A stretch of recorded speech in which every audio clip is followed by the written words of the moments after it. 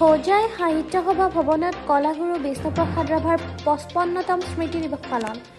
পুৱা ৯ বজাত পতাকা উত্তোলন, কলাগুৰুৰ প্ৰতিচ্ছবিত বন্দে প্ৰজ্বলন, মাল্যাৰ্পণ আৰু শ্ৰদ্ধাঞ্জলি জ্ঞাপন কৰি আনুষ্ঠানিকভাৱে কাৰ্যসূচীৰ শুভাৰম্ভ কৰে। পৰৱৰ্তী সময়ত বৰ্ণাঢ্য কাৰ্যসূচীৰ মাজত বিদ্যালয়ৰ কণ কণ ছাত্ৰ-ছাত্ৰীৰ মাজত ছবি অংকন প্ৰতিযোগিতা, আবৃত্তি প্ৰতিযোগিতা আৰু বিষ্ণুৰাভা সংগীত আৰু নৃত্য প্ৰতিযোগিতা আয়োজন কৰি উঠি অহা প্ৰজন্মক উৎসাহ প্ৰদান কৰে। লগতে প্ৰতিযোগীসকলক একোখনকৈ মানপত্ৰ প্ৰদান কৰে। হোজাই সাহিত্য সভা অসমৰ এটা উল্লেখনীয় সাহিত্য সভা আৰু এই সাহিত্য সভাখনে বছৰি যিবিলাক অনুষ্ঠান পাতি আছে তাৰ ভিতৰত অন্যতম এটা হ'ল আমাৰ কলাগুৰু বিষ্ণুপ্ৰসাদ ৰাভাৰ স্মৃতি দিৱস। এইবাৰ হোজাই সাহিত্য সভাই হোজাই নৱগঠিত হোজাই জিলা সাংস্কৃতিক সমাৰোহ আৰু সাংস্কৃতিক মহাসভা আৰু হোজাই আঞ্চলিক সাংস্কৃতিক মহাসভা এই দুইটা অনুষ্ঠানক লগত লৈ পেলাই এই দিনজোৰা কাৰ্যসূচীৰে বৰ্ণাঢ্য কাৰ্যসূচীৰে এই বিষ্ণুৰাভা দিৱসৰ ৫৫তম স্মৃতি দিৱসটি আয়োজন কৰা হৈছে। ৰাতিপুৱা অসম সাহিত্য সভাৰ পতাকা উত্তোলন হৈছে, সাংস্কৃতিক মহাসভাৰ পতাকা উত্তোলন হৈছে। অসম সাহিত্য সভাৰ পতাকা উত্তোলন কৰিছে হোজাই সাহিত্য সভাৰ সভাপতি দয়াল চন্দ্ৰ কোঁৱৰ ডাঙৰীয়াই। সাংস্কৃতিক মহাসভাৰ পতাকা উত্তোলন কৰিছে হোজাই জিলা সাংস্কৃতিক মহাসভাৰ মাননীয় সভাপতি আশীষ ভট্টাচাৰ্য ডাঙৰীয়াই। ইয়াৰ পিছত আজি বৃক্ষৰোপণ কৰা হৈছে।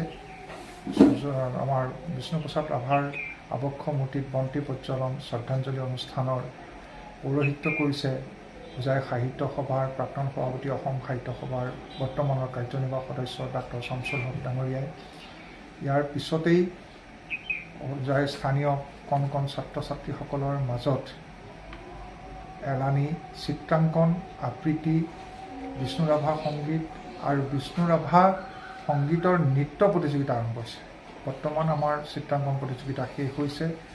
প্ৰায় ২ কোটিৰো অধিক ছাত্ৰ ছাত্ৰীয়ে ইয়াত অংশগ্ৰহণ কৰিছে। হোজাই নিচিনা এক জটিল জনগাঁথনি অঞ্চলত এই সাহিত্য সভা আৰু সাংস্কৃতিক মহাসভাই যৌথভাৱে কলাগুৰু বিষ্ণুপ্ৰসাদ ৰাভাদেৱৰ যি আদৰ্শ তেখেতৰ ৰচনাৰ আজি নতুন প্ৰজন্মৰ বাবে আগবঢ়াই নিবৰ কাৰণে অহৰহ প্ৰয়াস কৰি আছে আৰু ইয়াত এক ব্যাপক সফলতা লাভ কৰিছে।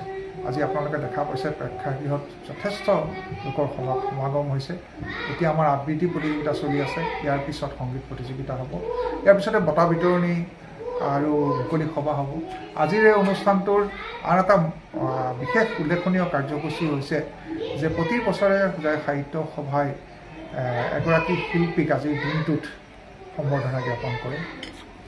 আজিৰ তাৰিখত হোজাই সাহিত্য সভা আৰু সাংস্কৃতিক মহাসভাই যৌথভাৱে এক শিল্পী সম্বৰ্ধনা অনুষ্ঠানৰ জৰিয়তে বঁটা বিতৰণী আৰু মুকলি সভাৰ লগত সংগতি ৰাখি অঞ্চলটোৰ এগৰাকী প্ৰবীণ সংগীত শিল্পী বিদ্যাপতি সিংহ ডাঙৰীয়াক আনুষ্ঠানিকভাৱে আজিৰ দিনটোত বঁটা প্ৰদান কৰিব, তেখেতক বিশেষ সম্বৰ্ধনা জ্ঞাপন কৰিব।